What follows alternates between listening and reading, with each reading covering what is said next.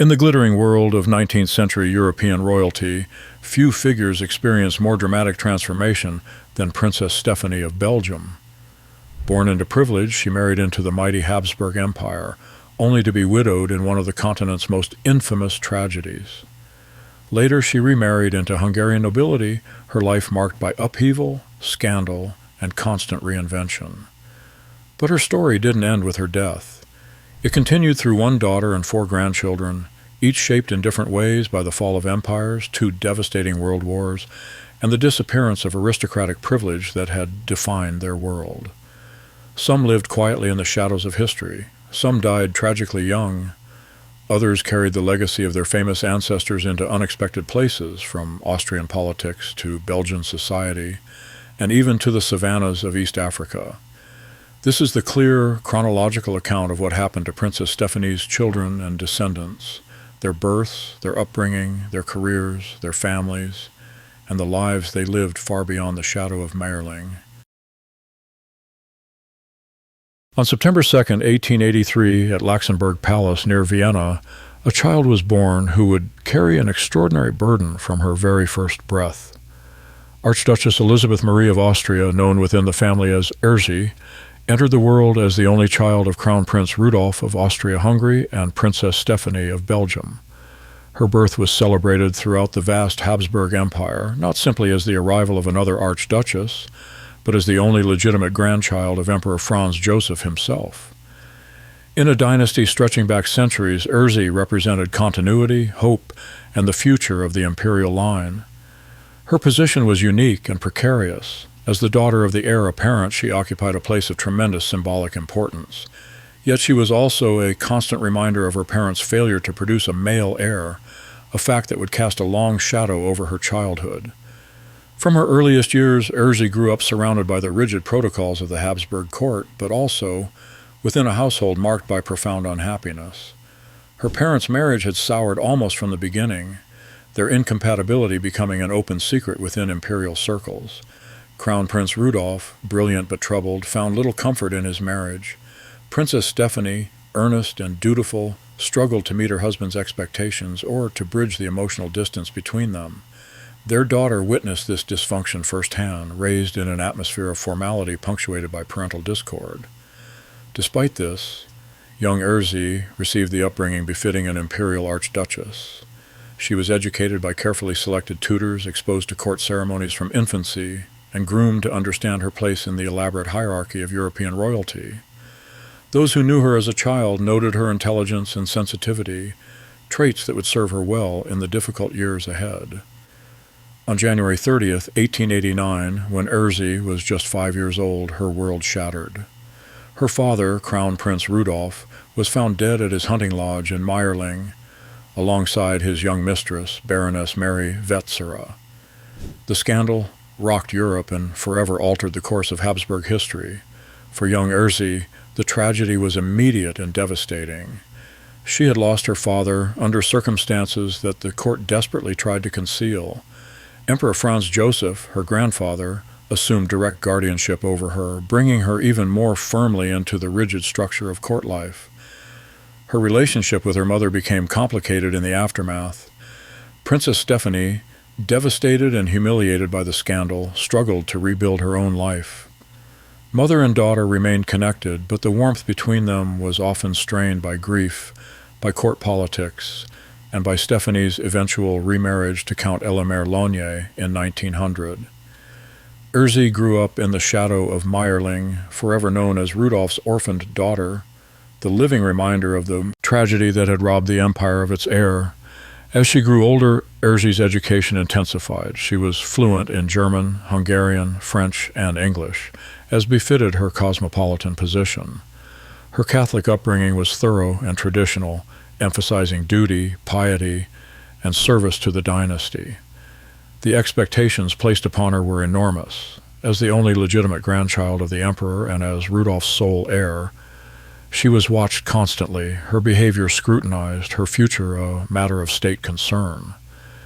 She attended court functions, learned the intricate rules of precedence, and understood from early on that her life would never truly be her own. Those who knew her during these years described a serious young woman, intelligent and thoughtful, but also burdened by her position. She had inherited her father's questioning mind, but lived in a world that demanded conformity and obedience above all else. In 1902, at the age of 19, Ernst married Prince Otto zu Windisch-Graetz, a member of the high Bohemian nobility. The match was considered controversial from the start. Otto, while noble, did not belong to a reigning dynasty, and some viewed the marriage as beneath an imperial archduchess of Ernst's standing. But for Ernst, the marriage represented escape from the suffocating atmosphere of the Viennese court. The couple settled in Bohemia on the Windisch-Graetz estates, where she could live with somewhat more freedom than she had known in Vienna. The early years of the marriage produced 4 children in rapid succession, but the relationship between Ernst and Otto was not destined to last. They were fundamentally incompatible, their marriage strained by personality differences, by Otto's traditional expectations, and by Ernst's growing desire for independence. Between 1904 and 1909, Ernst gave birth to 4 children who would carry forward the line of Princess Stéphanie of Belgium into the 20th century. Her first child, Prince Franz Joseph zu Windisch-Graetz, was born in 1904, named for his great-grandfather, the Emperor. The following year, 1905, brought Prince Ernst. In 1907, Prince Rudolph arrived, named for the grandfather he would never know. Finally, in 1909, Princess Stéphanie was born, named for her grandmother. These 4 children represented the continuation of multiple dynastic lines. They carried Habsburg blood through Ernst, Belgian royal blood through Princess Stéphanie, and the heritage of the old Bohemian nobility through their father. They would grow up in a world transitioning rapidly away from everything their family had known. Ernst was devoted to her children, particularly as her marriage deteriorated. They became her primary focus, even as political and personal upheavals threatened to tear her world apart. By the 1920s, Ernst's life had taken an extraordinary turn. She had separated from Prince Otto, a scandal in itself. More shocking still, she had entered into a relationship with Leopold Petzneck, a Social Democrat politician and commoner, earning herself the nickname the Red Archduchess.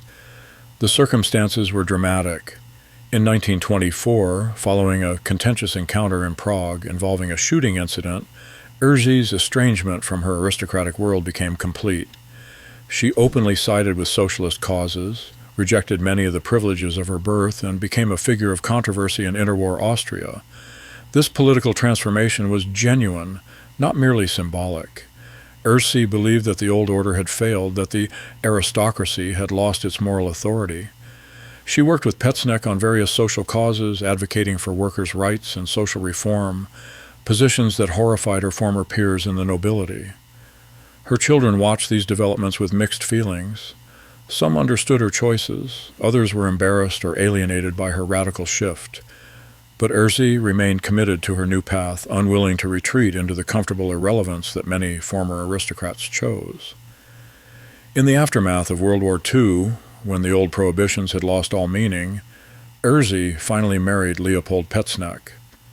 She was in her 60s, he somewhat older, but their partnership had endured for decades, and the marriage formalized what had long been reality. She spent her final years in Vienna, a city transformed almost beyond recognition from the glittering imperial capital of her youth. The Habsburg Empire was long gone, Austria was a small republic, and the world of her childhood existed only in memory and history books. Archduchess Elizabeth Marie died on March 6, 1963, at the age of 79. She was buried in Vienna, not in the imperial crypt with her Habsburg ancestors, but in a simple grave that reflected the choices she had made in life. Her legacy was complex. She was the last direct link to Crown Prince Rudolph, the only child of the tragic prince whose death at Mayerling had changed Habsburg history. But she was also remembered as a woman who had rejected her birthright, who had chosen principle over privilege, and who had lived long enough to see the complete transformation of the world she had been born to rule. Through her 4 children, Princess Stéphanie's line would continue, carrying Habsburg and Belgian blood forward into a very different 20th century. On August 25, 1904, in Prague, Ernst gave birth to her first child, a son. He was named Franz Joseph after his great-grandfather, Emperor Franz Joseph of Austria, a name that carried the weight of Habsburg tradition and dynastic expectation. As the first male descendant of Princess Stéphanie of Belgium and the first grandson of Crown Prince Rudolph, baby Franz Joseph represented hope for the continuation of the line. He was raised from birth to understand his position as heir to the Windisch Great's name and estates, groomed for a life of aristocratic responsibility. In the early years of the new century, it still seemed possible that this life would unfold according to traditional patterns. The Habsburg Empire appeared stable, the aristocracy secure in its privileges. No one could have predicted how completely the world would change before Franz Joseph reached adulthood. Franz Joseph spent his early childhood on the family estates in Bohemia, a world of privilege and tradition. He was educated by private tutors, raised to speak multiple languages, and trained in the expectations of his class. The estates stretched across the Bohemian countryside, representing wealth accumulated over centuries of noble lineage. But his childhood was also marked by growing tension. His parents' marriage was deteriorating, their incompatibility increasingly obvious. Young Franz Joseph witnessed arguments, long silences, and the gradual separation of his mother and father. By the time he was a teenager, his parents were living essentially separate lives. He was the oldest of 4 siblings, a position that brought responsibility and expectation. His education emphasized history, languages, estate management, and the skills necessary to maintain his family's position in the complex world of Austro-Hungarian nobility. He learned early that his life would be defined by duty and tradition. Everything changed in 1918. Franz Joseph was 14 years old when the Habsburg Empire collapsed in the aftermath of World War I. Overnight, the entire structure that had defined his family's existence for generations simply ceased to exist. The new Czechoslovak Republic, carved from the former empire, had no use for aristocratic titles or privileges. The Windisch Great's estates in Bohemia were subject to land reforms that stripped away much of the family's wealth. Franz Joseph, raised to be a prince in an imperial system, now found himself a citizen of a republic that viewed his very existence with suspicion. The financial impact was severe. What had once seemed like inexhaustible wealth evaporated in the new political reality. The family had to adapt quickly, learning to manage reduced circumstances and to find new ways of maintaining themselves in a world that no longer automatically granted them status or income. For Franz Joseph, these teenage years were transformative. He had to reimagine his entire future to find purpose and direction in a world fundamentally different from the one he had been raised to inhabit. In the 1930s, Franz Joseph married Countess Ghislaine d'Arschot-Schoonhoven, forming an alliance between Austrian and Belgian nobility. The marriage produced several children, including a daughter, Princess Stéphanie zu Windisch-Greitz, born in 1939. This younger Stéphanie would grow up to become an important keeper of family memory, preserving the stories and history of her grandmother Elizabeth Marie and great-great-grandmother Princess Stéphanie of Belgium. Through her long life, which extended until 2019, she maintained connections to the family's complex past. Franz Joseph's children represented yet another generation removed from imperial privilege. They grew up during World War II and its aftermath, in a Europe being completely rebuilt. The aristocratic titles they bore were increasingly ceremonial, markers of history rather than sources of power or wealth. As an adult, Franz Joseph adapted to the realities of 20th century life with remarkable flexibility. He pursued business interests and estate management where possible, but the grand lifestyle of his grandfather's generation was no longer sustainable or even desirable. Most remarkably, Franz Joseph eventually relocated to Africa, settling in Kenya. This move represented the final break with the European aristocratic world of his birth. In Nairobi, far from the castles and courts of Central Europe, he built a new life that would have been unimaginable to his ancestors. The reasons for this dramatic relocation are not entirely clear from historical records, but it represented a pattern common among displaced European nobility in the mid-20th century. Some sought new opportunities in Africa, others simply wanted escape from a Europe that held too many painful memories. Prince Franz Joseph zu Windisch-Greitz died in Nairobi in 1981 at the age of 76. He was buried far from the family estates in Bohemia, far from the imperial splendor of Vienna, in a land that his great-great-grandmother, Princess Stéphanie, could never have imagined any Habsburg descendant would call home. His legacy lived on through his children and grandchildren who spread across Europe and beyond. His daughter Stéphanie, who survived until 2019, became one of the last living links to the world of the Habsburgs, a witness to a century of transformation. Franz Joseph's life traced an arc from imperial privilege to African exile, from the world of crowns and titles to one of adaptation and reinvention. In his own way, he had continued the pattern set by his grandmother Ernst, choosing survival and adaptation over rigid adherence to an aristocratic code that no longer fit the modern world. Prince Ernst zu Windisch-Graetz was born on May 17, 1905, in Prague, the second son of Ernst and Prince Otto. Coming just a year after his older brother Franz Joseph, Ernst grew up in the shadow of the heir, understanding from early childhood that different expectations would apply to him. As the second son, Ernst was afforded slightly more freedom than his older brother. While Franz Joseph bore the weight of being the future head of the family, Ernst could pursue his own interests with somewhat less scrutiny. Still, he received the education appropriate to his station, trained in languages, history, and the social graces expected of the Bohemian nobility. He spent his early years alongside his siblings on the family estates in a world that still seemed stable and eternal. The tensions in his parents' marriage affected all the children, but Ernst, with his position as second son, may have felt the pressure less intensely than Franz Joseph. Ernst's adolescence coincided with the most turbulent period in European history. He was a teenager during World War I, watching as the certainties of his childhood crumbled away. The empire that had defined his family's identity simply ceased to exist when he was 13 years old. His education, which had been designed to prepare him for a life in the Habsburg system, suddenly became obsolete. The skills of a Bohemian nobleman, court protocols, imperial etiquette, the management of estates under the Habsburg crown, had no application in the new Czechoslovak Republic. Like his older brother, Ernst had to reimagine his future completely. The family's reduced financial circumstances meant that he could not rely on inherited wealth to support himself. He would need to find his own way in a world that viewed aristocratic titles as relics of a discredited past. Ernst's first marriage was to Ellen Skinner, sometimes recorded as Helena Skinner in various sources. The marriage produced children, but the relationship proved unsustainable. The reasons for the separation and eventual annulment are not fully documented in available historical records, but such outcomes were not uncommon among displaced aristocracy struggling to adapt to new realities. The interwar period was chaotic for many noble families. The loss of wealth, the social upheaval, and the psychological impact of losing their entire world created strains that many marriages could not withstand.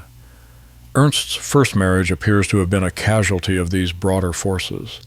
His children from this marriage would grow up in yet another generation removed from imperial privilege, their aristocratic heritage increasingly irrelevant to their daily lives and prospects. In 1947, in the aftermath of World War II, Ernst married again. His second wife was Baroness Eva von Isbari, herself a member of the Austrian nobility. This marriage produced additional children and appears to have been more stable than his first. The post-war years were difficult throughout Central Europe. Austria was occupied by the four Allied powers, divided into zones of control. Food was scarce, infrastructure was damaged, and the old aristocracy had to find new ways to survive in a world even more transformed than it had been after the First World War. Ernst and Eva built their life together in this challenging environment in Vienna or its surroundings, managing as best they could with whatever resources remained to them. Ernst's career and adult responsibilities remain somewhat obscure in the historical record. Like many former aristocrats, he likely took on whatever civil roles or business opportunities were available to him. The grand titles and estates of the past were gone. Survival required flexibility and pragmatism. He maintained connections with the extended Windisch-Graetz family and with his mother, the increasingly eccentric Red Archduchess, whose political views had scandalized the remaining nobility. Ernst had to navigate between respect for his mother and the expectations of his own aristocratic identity. The effects of wartime and occupation marked his middle years. Vienna, which had once been the glittering capital of an empire, was now a damaged and diminished city caught between East and West in the emerging Cold War. Ernst's life reflected this diminishment, far removed from the privileges his great-grandparents had enjoyed. Prince Ernst zu Windisch-Graetz died on October 11, 1952, in Vienna. He was only 47 years old, his life cut short by illness or other causes not clearly documented in historical sources.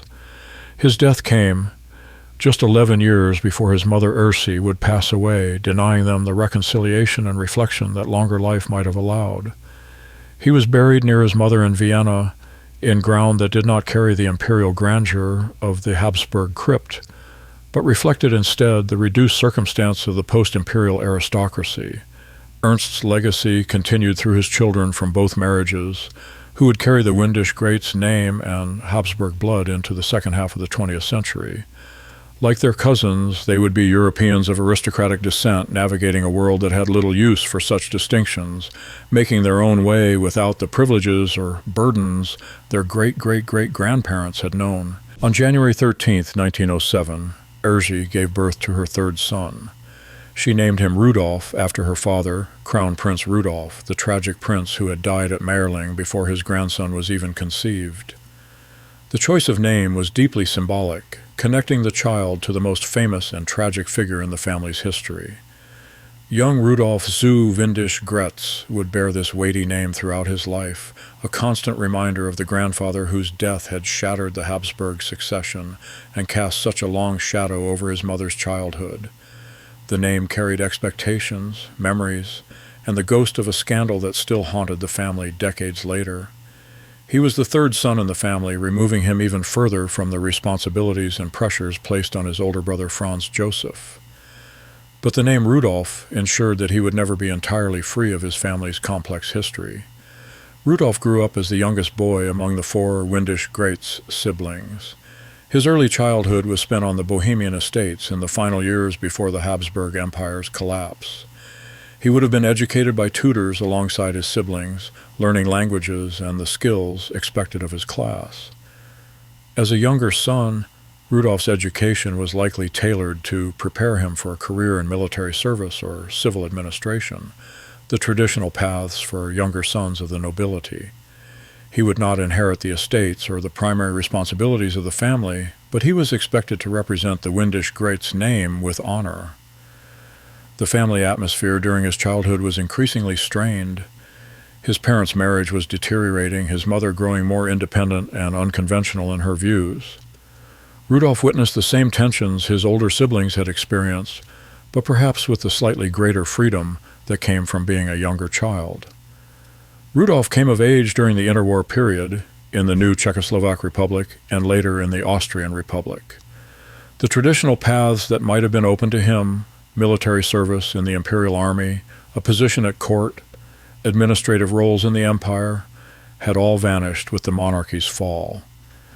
Information about Rudolph's early adult life is limited in historical records. Unlike his older brother Franz Joseph, who left more of a biographical trail, Rudolph appears to have lived more quietly, without the prominence or documentation that would have preserved details of his daily life and choices. He likely struggled with the same challenges that faced all young men of his class in this period. Finding purpose and livelihood in a world that had no place for people of aristocratic background, managing with greatly reduced resources, and reconciling the education and expectations of his childhood with the realities of Republican life. Prince Rudolph zu Windisch-Graetz died young, though the exact date remains subject to conflicting sources. Some records place his death around 1930 when he would have been only 23 years old. Other sources suggest he lived until 1939, which would have made him 32 at his death. What is certain is that Rudolph died unmarried and without children. His branch of the family ended with him, making him the shortest line in Princess Stéphanie's descendants. No wife, no children, no continuation of his particular legacy beyond his name in the family genealogy. He was buried near his mother and siblings in Vienna, in the family plot that had become the final resting place for this branch of the Windisch-Graetz line. Rudolph's legacy is primarily symbolic. He represented the echo of the Mayerling tragedy, a prince named after a tragic crown prince who himself died young without descendants. The symmetry is haunting, though there is no evidence to suggest his death was anything but natural causes or illness. His life, brief and poorly documented, represents the fate of many younger sons of displaced aristocracy. Without the resources or responsibilities of the eldest, without the opportunities that empire had once provided, they often lived quiet lives that left little mark on history.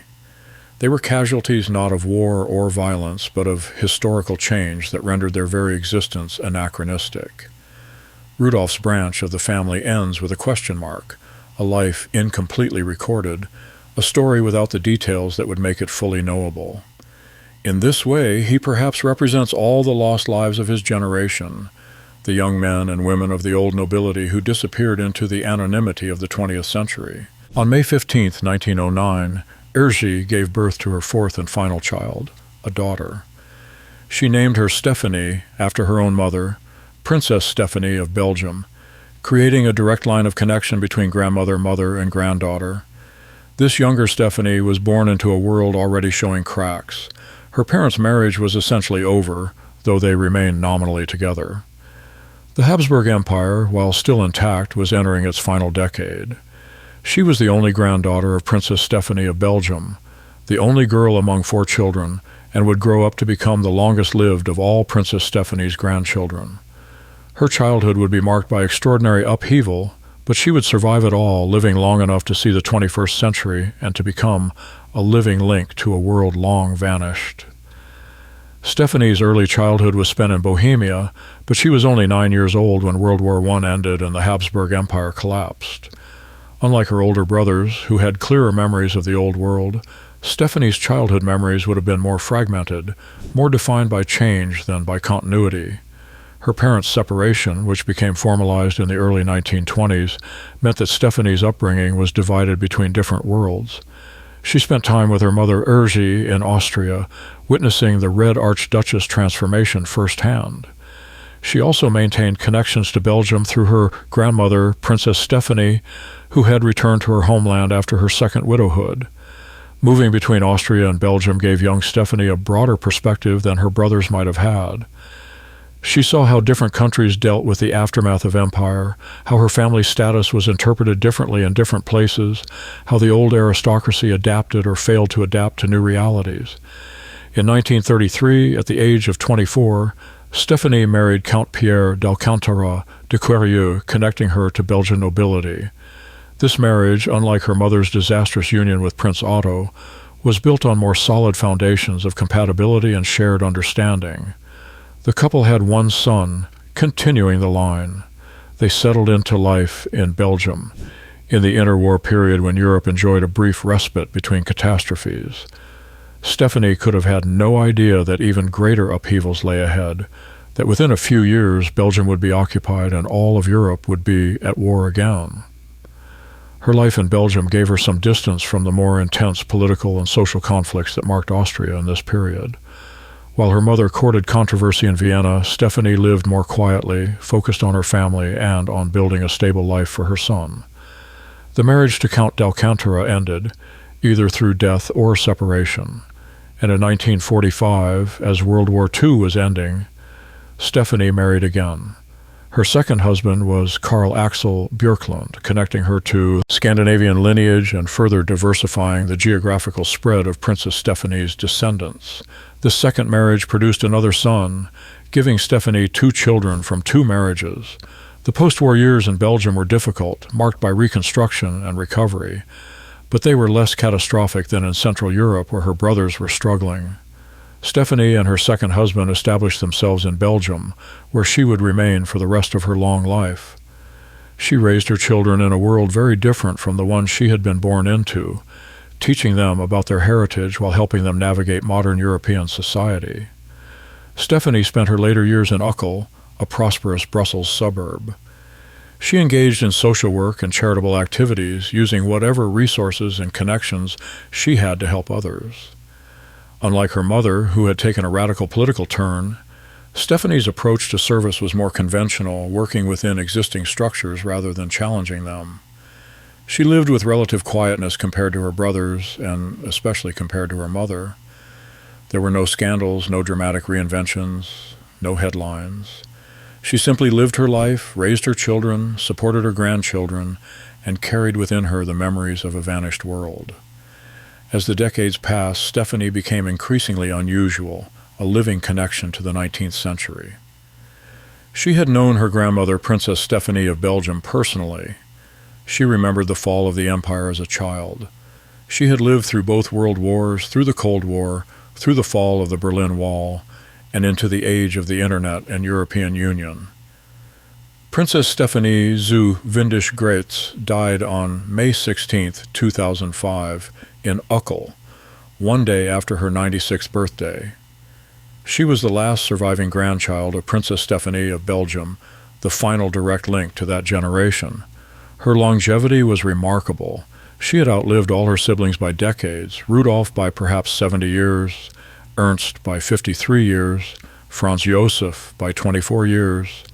She had outlived her mother by 42 years and her grandmother by more than 70 years. At her death, Stéphanie left descendants living across Europe. Her two sons had their own families, spreading the bloodline of Princess Stéphanie of Belgium and Crown Prince Rudolph into the 21st century. These descendants carried Habsburg, Belgian, Austrian, and Scandinavian heritage, representing the complex intermixing of European aristocratic bloodlines across generations. Stéphanie's legacy was one of survival and continuity. She had witnessed the complete transformation of European society, from empire to republic, from aristocratic privilege to democratic egalitarianism, from a world of rigid hierarchies to one of relative social mobility. She had adapted to all of it, maintaining her dignity and her connections to the past while fully embracing the realities of the present. Princess Stéphanie of Belgium began with one child, Archduchess Elizabeth Marie, known as Erzy. Through Erzy came four grandchildren, Franz Joseph, Ernst, Rudolph, and the younger Stéphanie. From these four, the line spread into Belgium, Austria, Scandinavia, and even to Africa. The descendants of Princess Stéphanie transitioned from imperial privilege to the ordinary realities of the 20th century. They went from palaces to middle-class existence, from titles that commanded automatic respect to names that marked them as relics of a discredited past. Some adapted successfully, building new lives and finding new purposes. Others struggled with the loss of everything their family had represented. The story of Princess Stéphanie's children reflects the broader collapse of the old European order. The certainties of the 19th century, that empires would endure, that aristocracy had divine sanction, that the social order was eternal, all proved illusory. In their place came republics, democracies, social upheaval, and the painful necessity of reinvention. Yet through it all, the bloodline continued. Princess Stéphanie's descendants are alive today, living across Europe and beyond, carrying within them the genetic heritage of Belgian kings, Habsburg emperors, and Bohemian nobility. They are ordinary citizens of the 21st century, but within their DNA runs the history of Europe itself. The transformation from imperial privilege to modern anonymity, completed across just 4 or 5 generations, represents one of history's most dramatic reversals. Princess Stéphanie of Belgium, widowed by the Mayerling tragedy, could never have imagined that her great-great-grandchildren would be ordinary Europeans, their aristocratic heritage a curiosity rather than a source of power or privilege. But perhaps there is dignity in that transformation, in the ability to survive when everything familiar has been stripped away. The descendants of Princess Stéphanie proved adaptable, resilient, and ultimately successful in navigating a world that had no use for the privileges they were born to expect. Their story is complete, their transformation from royalty to ordinary citizens an accomplished fact. In living ordinary lives, they achieved something their ancestors never managed. They learned to thrive without crowns, without empires, without the elaborate structures of privilege that had defined their world for centuries. In doing so, they became truly modern Europeans, carrying their extraordinary heritage lightly as they moved forward into the future.